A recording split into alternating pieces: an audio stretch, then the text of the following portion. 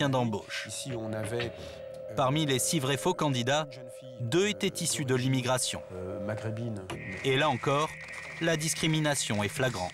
Le candidat de couleur, déjà, en fait, quand il va arriver quelque part, ce qui peut lui arriver, c'est que, premièrement, une secrétaire ou quelqu'un lui explique que finalement, la personne qui devrait le recevoir est en rendez-vous, ne peut pas le recevoir. Finalement, le rendez-vous est annulé, il faudra qu'il vienne une autre fois. Et on ne le rappelle jamais derrière. Et on le rappelle jamais. Ou alors, on peut lui expliquer que, éventuellement, le recruteur sera en retard. Parce qu'il a autre chose à faire, de toute façon c'est secondaire pour lui. Si vous êtes reçu, il pourra le faire beaucoup plus rapidement, il ne va pas passer beaucoup de temps. Ensuite, il peut prendre des communications au téléphone ou faire autre chose pendant le même temps, ou s'absenter. Ou alors, il peut vous faire recevoir par quelqu'un d'autre. Du coup, vous n'êtes pas reçu directement par un responsable, mais un subalterne qui, en fait, a pour objectif de vous recevoir gentiment, et puis ça en restera là. Nous avons, nous aussi, voulu vérifier ce phénomène. Pour cela, l'un de nos journalistes s'est équipé d'une caméra cachée. Olivier est originaire de la Guyane et ce matin, il se rend dans l'une des plus importantes agences parisiennes spécialisées dans le recrutement de personnel d'accueil. Bonjour, c'est pour une candidature, parce que j'ai vu que c'est Internet en ce moment que vous recherchez. Ah oui, le CV, oui. Le CV, lettre de motivation. Ah, j'ai fait que le CV. Il faudrait une lettre de motivation avec. Ça serait l'obligation? C'est de préférence. D'accord. Il faut vous la donner quand même et puis revenir. Il faut un rendez-vous avec éventuellement. Après, ils vous recontactent. D'accord. Pas de lettre de motivation, Olivier est recalé. Nous décidons d'envoyer quelques minutes plus tard un deuxième candidat, Paul. Lui non plus n'a pas de lettre de motivation, mais miracle, ce n'est plus un problème. Ce que je vous propose, Ouais, c'est de venir lundi matin d'accord, à 10h. d'accord, Session de recrutement. d'accord. La session de recrutement dure environ 2 heures. Au revoir, merci. Du recrutement à la tête du client, on ne lui a même pas demandé son CV. Un rendez-vous est pris lundi avec Stéphanie pour les défilés. Une session de formation pour ce travail d'agent d'accueil est organisée dans quelques jours. Le lendemain, Olivier retente donc sa chance, avec cette fois cette lettre de motivation qui semblait tellement indispensable. Et pour un entretien, c'est pour quand est-ce à peu près? Combien de temps il faut attendre? Vous savez pas en fait. Il y a des sessions une fois par semaine. Les sessions, c'est quoi exactement? C'est des sessions de recrutement. D'accord. Bon. Voilà. Et la prochaine session, c'est quand est-ce?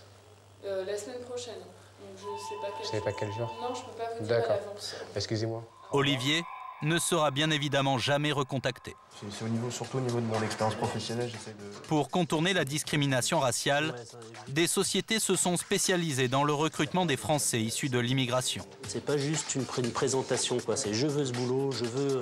Ici, pas question de cacher l'origine des candidats. Exactement. L'idée, c'est de se vendre. Place au CV d'un nouveau genre. Vous recherchez sûrement un stagiaire autonome, dynamique, motivé et curieux. Je me présente, Rachid Bessad, j'habite Villejuif, j'ai 24 ans. C'est innovant. Et puis, le fait de visualiser la personne, le candidat, permet de se dire je l'embauche, je sais pourquoi je l'embauche. Il y a quand même un blocage sur les noms dès qu'on sent que c'est un Français issu de l'immigration. Complètement. Comment vous n'auriez pas besoin de faire ça? Complètement. Mais en voyant un nom, il y avait une espèce de sélection naturelle. Là, du coup, on voit le candidat s'exprimer, on le voit, on peut lui donner une chance, d'après vous? On va lui donner plus de chance, à mon avis. Comme toutes les entreprises performantes, lui, c'est Karim, et c'est la première fois qu'il vient là. Organisé, stable, motivé par le résultat. Tu peux préciser que tu parles l'anglais et l'arabe couramment. Ouais, voilà. Vous recherchez le mouton à 5 pattes? Je suis l'homme de la situation. Si Karim a franchi le pas, c'est parce qu'il en a assez. Assez de constater que les règles du jeu sont truquées en permanence. J'ai été confronté malheureusement à des DRH qui me disaient de changer de nom et de prénom par rapport au client. Et une anecdote aussi, une grosse entreprise qui a recruté une trentaine de personnes pour un entretien commun. On s'aperçoit que sur les 30, on est 7 issus de l'immigration et au premier volet, on est les 7 premiers qui sautent. Et pour ça, c'est pas une demande d'entretien. Le patron de cette association, c'est cet homme à l'accent marseillais. C'est quoi ta valeur ajoutée? C'est ton parcours, c'est ta motivation, c'est ton dynamisme, c'est ce que tu es. Ici, pas de discrimination positive. Karim Zeribi et son équipe de bénévoles préfèrent préparer les candidats. Leur apprendre à bien rédiger un CV, les entraîner aux entretiens de recrutement, combler d'une certaine manière l'inégalité des chances du départ. Je pense que les politiques ont oublié que l'exemplarité pouvait avoir à la fois un sens, mais un impact terrible auprès de la jeunesse. Et quand vous dites à un jeune issu d'un quartier que son grand frère ou que le jeune adulte qui vit à côté de lui a 2 DESS et a du mal à trouver du boulot, qu'il envoie 500 CV et qu'il ne reçoit que 10 réponses, qu'est-ce qu'on lui donne comme image ? On lui donne l'image que l'école, c'est pas important, que ça permet pas de trouver sa place dans la société, que lorsque l'école républicaine a réussi sa mission, ben on est barré quand même pour gagner sa vie et être reconnu normalement. Donc on a effectivement une démarche d'exemplarité fondamentale pour dire, plutôt que le petit caïd qui roule en décapotable et qui donne le sentiment que l'argent gagné facilement, c'est un avenir pour lui, non, on dit, quand tu as bossé, quand tu as fait des efforts dans des conditions parfois difficiles, dans des familles nombreuses, quand tu as eu un diplôme, tu seras reconnu dans la société française. Cet exemple-là, on en a manqué dans les quartiers. Exemple, dans ce département justement. Pour les Bac plus 4, le taux de chômage est 5 fois plus important que n'importe où ailleurs en France. Nous sommes en Seine-Saint-Denis, dans le fameux 9-3. Aujourd'hui, on assiste à une séance collective de coaching à l'américaine. Je suis stratège, je défie ma stratégie et j'y vais. Et non pas, j'attaque de tous les côtés. Vous avez l'information. Des chefs d'entreprise ont été invités à rencontrer les diplômés du quartier. Et chose inattendue, c'est le MEDEF qui organise la réunion. À la tête de cette opération, un Français issu de l'immigration qui, lui, a réussi. Désormais, il se fait le porte-parole de la diversité dans la société française. Effectivement, c'est impératif de créer de la diversité, de la mixité, je dirais dans le système politique, dans les médias. Là où on est visible, là où les personnes sont visibles, on a commencé un peu en Angleterre. Il faut que ça se voit en fait, c'est ça ? Il faut que ça se voit, il faut qu'on le voit, il faut que ça devienne normal, il faut qu'on ait l'impression que les choses sont normales, que c'est pas anormal d'avoir un blague qui présente le JT à 20h, ou alors d'avoir un beurre qui est réellement ministre de la République et pas simplement sous-ministre ou rattaché à un ministre. Et vous pensez que la France elle est prête pour ça ? Ça va se faire, il faut un peu de temps, mais ça risque de se faire. Faire évoluer les mentalités, le chemin risque d'être plus long que prévu. Pour preuve, cette histoire qui a fait la une des journaux il y a 20 ans. Comme chaque matin, Laurent Gabaroum se prépare pour une nouvelle journée de bureau. Une journée de travail pas vraiment ordinaire. Je me lève à 6 h le matin. Ça fait 20 ans que ça dure, c'est mon ordinaire, c'est mon quotidien. Je vais au bureau, seulement à la différence des autres qui vont pour y travailler. Moi, je ne sais quoi faire. Tout dépend des opportunités du jour. Laurent Gabaroum travaille chez Renault. Enfin, travail. Il est officiellement cadre au service après-vente. Mais en réalité, on ne lui confie aucune mission. Et ça fait 20 ans que ça dure. Son seul tort, être noir. Depuis peu, ce Français originaire du Tchad a tout de même eu droit à un bureau juste au-dessus de ce garage. De 8 h à 19 h, il fait acte de présence et il tue le temps comme il peut. Laurent Gabaroum entre chez Renault en 1975 comme simple veilleur de nuit pour payer ses études. À l'époque, les Noirs et les Maghrébins travaillent à la chaîne. Lui a fait Sciences Po et il possède un doctorat en communication. Et Laurent Gabaroum va avoir la très mauvaise idée de postuler un emploi de cadre. J'ai déposé une demande, mais ils ont mis l'embargo sur la demande en disant que j'étais déjà assez diplômé comme ça et que le mieux, c'était que j'aille ailleurs, chercher du boulot ailleurs. Et que, jusqu'à preuve du contraire, l'entreprise n'était pas prête à faire de la place au cadre de couleur. On vous l'a dit comme ça ? On me l'a dit comme ça, texto. Après des années de combat, Laurent Gabaroum accède tout de même au statut de cadre. Mais il est bloqué dans son évolution de carrière. Pour protester, il entame une grève de la faim. Il n'a en effet pas le même salaire que les autres, pas les mêmes primes. Et Renault fait tout pour le pousser à démissionner. On lui aurait même proposé de lui racheter sa nationalité française comme aide au retour au pays. On m'a fait comprendre qu'avec la gueule que j'avais, j'aurais mieux fait d'accepter cette solution, cette opportunité qui s'offrait à moi. Et on va encore ajouter que la poule n'a jamais pondu d'œufs noirs. Et rien n'y fait. Laurent Gabaroum a même écrit à son président-directeur général, Louis Schweitzer, afin de l'alerter sur sa situation. Une vigoureuse impulsion par le sommet est nécessaire, sinon l'ethniquement correct sera encore pour longtemps le seul critère de promotion sociale dans notre entreprise. La réponse ne viendra pas de Louis Schweitzer, mais du secrétaire général du groupe. Les problèmes que vous évoquez sont des questions de société qui dépassent bien sûr le cadre de notre entreprise. Seules les compétences reconnues et mises en œuvre doivent être les critères permettant aux cadres d'accéder à des postes de responsabilité. Tout ce que l'on a toujours refusé à Laurent Gabaroum. L'entreprise n'a en effet aucune raison de le virer, alors on le prive de travail. Oui. Et voilà comment il se retrouve au placard. Dans un premier temps, mon employeur a voulu faire croire que j'étais incompétent. On m'a mis ensuite en phase test grandeur nature. Et puis du coup, on s'est aperçu, toutes les évaluations, toutes les notations que j'ai eues m'ont été favorables. Donc à partir du moment où le critère incompétence a sauté, il ne reste que la dimension raciale. Et on ne peut pas fuir devant le racisme. Sinon, on vit nulle part, parce que le racisme, il faut le répéter, ce n'est pas un problème spécifique à Renault, ni un problème spécifique de la société française. C'est un problème qu'on peut rencontrer partout. Renault a récemment été condamné à 120 000 € de dommages et intérêts. Mais le Conseil des prud'hommes a refusé de reconnaître la discrimination raciale. Laurent Gabaroum a fait appel de ce jugement par solidarité pour tous ces Français issus de l'immigration qui n'ont jamais pu évoluer normalement au sein de l'entreprise Renault. La discrimination raciale ne connaît pas de limite. Ce maire d'une petite ville de la banlieue lyonnaise a été condamné en novembre dernier à 3 ans d'inéligibilité pour discrimination raciale par personne dépositaire de l'autorité publique. L'affaire est simple, le maire avait empêché des Franco-Algériens d'acheter une petite maison sur sa commune. Moussa Ghezal a fini par gagner son procès. J'espère que la décision sera entendue également par les autres victimes. Mais il n'a jamais pu devenir l'heureux propriétaire de cette maison à 648 000 francs.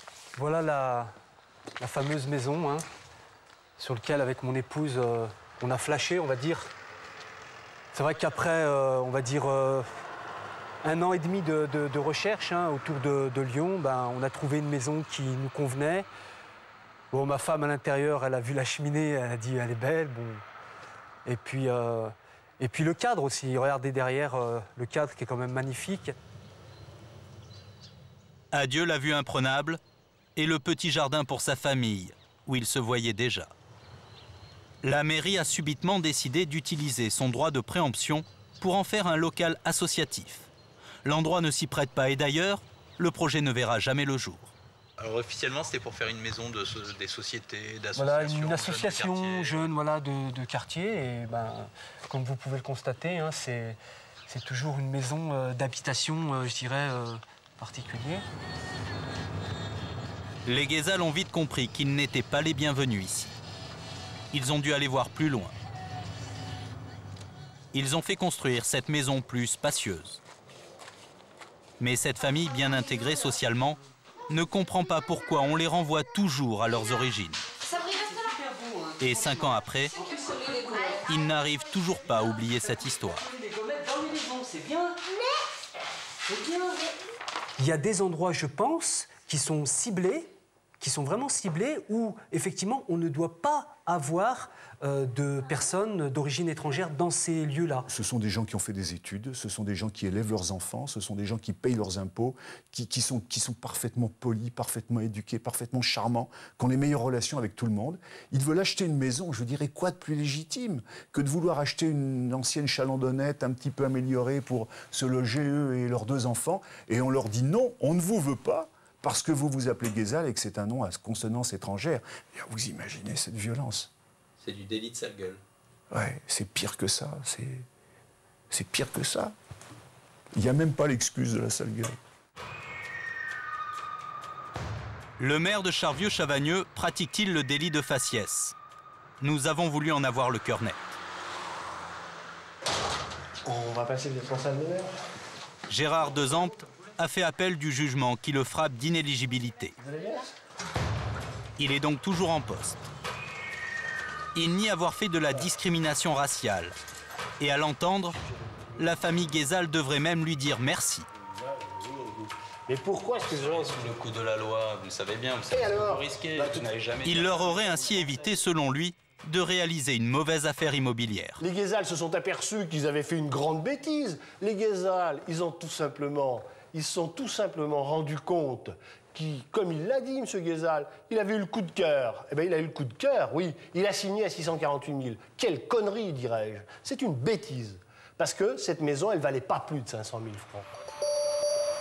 Difficile de croire que le maire ait agi dans l'intérêt de cette famille franco-algérienne, quand on se plonge dans son programme électoral et dans les affaires qui ont émaillé ses différents mandats. Depuis qu'il est élu, la population étrangère est regroupée dans un seul quartier. Sa petite commune de 8000 habitants est sous surveillance 24 heures sur 24, avec des caméras éparpillées un peu partout en ville, auxquelles il est impossible d'échapper. Il y avait ici une mosquée. Un bulldozer de la mairie l'a rasé. Un accident d'après les conclusions du rapport de police. Chacun peut mesurer l'évolution à ce Et le maire de se vanter dans ses bulletins officiels d'avoir divisé par 2 le nombre d'étrangers sur sa commune. De 36,08% de population étrangère en 1982 à 13,67% en 1999, chacun peut mesurer l'évolution à ce jour. Précisons qu'une partie importante de la population étrangère est européenne.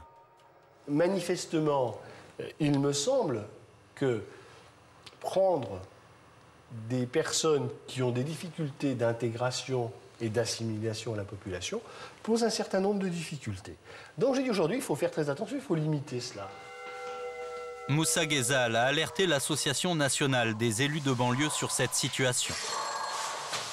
Son président a très officiellement demandé au patron de l'UMP, au président de l'UMP, donc Nicolas Sarkozy, d'exclure Gérard Dezampt du parti. L'UMP a pour l'instant refusé de statuer tant que l'affaire ne sera pas jugée en appel. Sélectionner sa population, une pratique plus courante qu'il n'y paraît. C'est ce que traque Samuel Thomas. Il nous emmène à Bagneux, dans le département des Hauts-de-Seine. Cette résidence récemment rénovée abrite des logements sociaux, entièrement financés par les entreprises et le 1% patronal.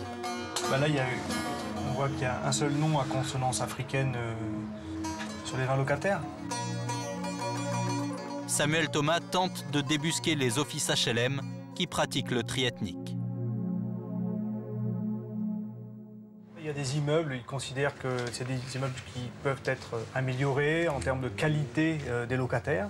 Et donc il faut veiller à avoir des locataires d'un meilleur niveau social ou d'une meilleure couleur de peau. Parce que d'après eux, le problème c'est surtout la couleur de peau du locataire, son origine, son nom sur la boîte aux lettres.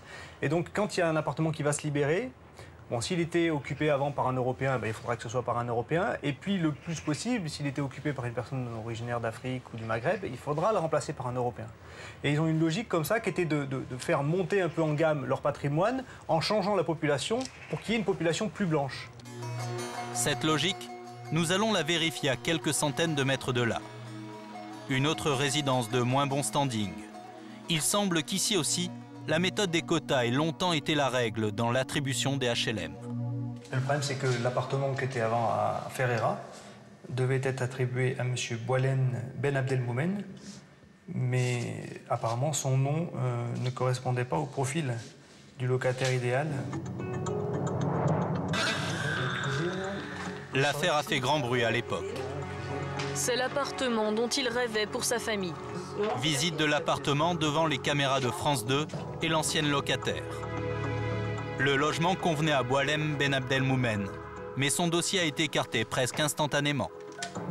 Tout ça à cause de son nom. Le testing organisé à l'époque ne laisse planer aucun doute. Au bout du fil, une responsable de l'organisme HLM. Non. Vous avez un nom qui n'est pas français, je suis désolée. Bon, je parle pas particulièrement. Non, mais je sais bien, madame. J'en ai d'autres. Moi, j'ai un autre monsieur. Il est directeur d'une filiale, il s'appelle... Bon, eh ben, je vais vous dire, pour trouver l'appartement, comment je vais lui expliquer, moi, que même en ayant des revenus comme il a, ça n'arrive pas à lui trouver d'appartement. Alors voilà, Un cas isolé? Pas vraiment. Certains organismes HLM iraient jusqu'à organiser la discrimination. L'homme que vous allez entendre est un ancien responsable du plus gros groupe HLM privé. Nous allons l'appeler Nicolas. L'affaire commence quand Nicolas découvre que des immeubles entiers sont inaccessibles aux candidats de couleur. Sur les dossiers de candidature qu'on me soumettait, que j'étais censé valider, souvent il y avait effectivement une mention qui revenait, à savoir critère 4. Ou alors il y avait d'autres formules assez vagues qui ressortaient régulièrement, contraires à la politique de peuplement, site sensible ou alors logement inadapté. Et donc je me demandais la signification exacte de ces termes-là. Et c'était surtout rajouté sur des petits post-it. Aucun document officiel, mais à force de persévérance, Nicolas va finir par obtenir un mail de son supérieur hiérarchique. Le tri des candidats y est entièrement codifié. En guise de signature, un avertissement: détruisez ce message.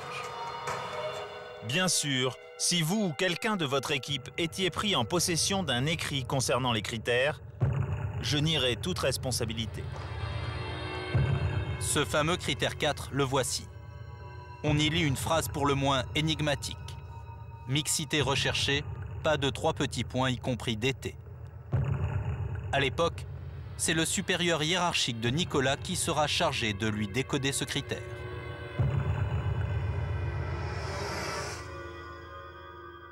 Le critère 4, c'était aucune personne de couleur, d'été compris. Et donc j'ai cherché à savoir ce que signifiait d'été. Et on m'a clairement précisé que ça signifiait dom-tom compris.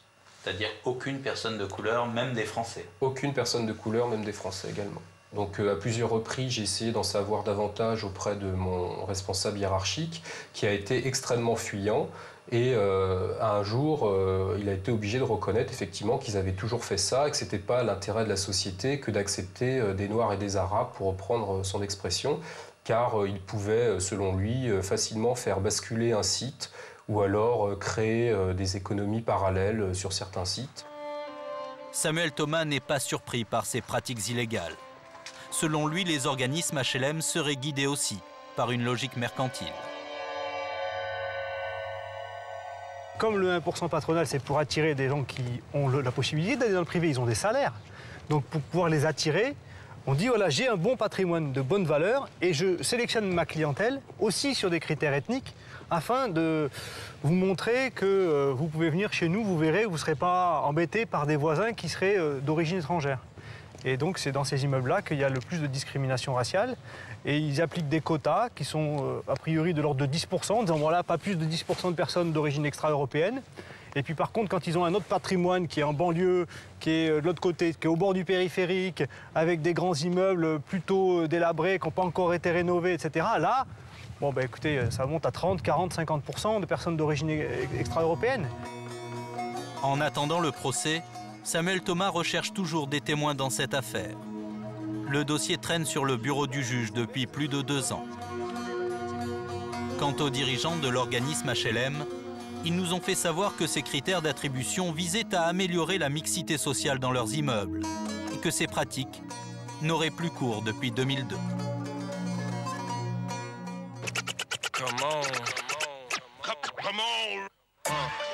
Londres, capitale européenne du business, de l'argent et du plein emploi.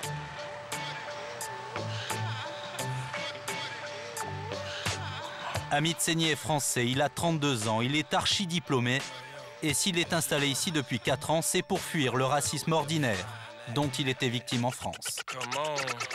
La City, de la cité à la City.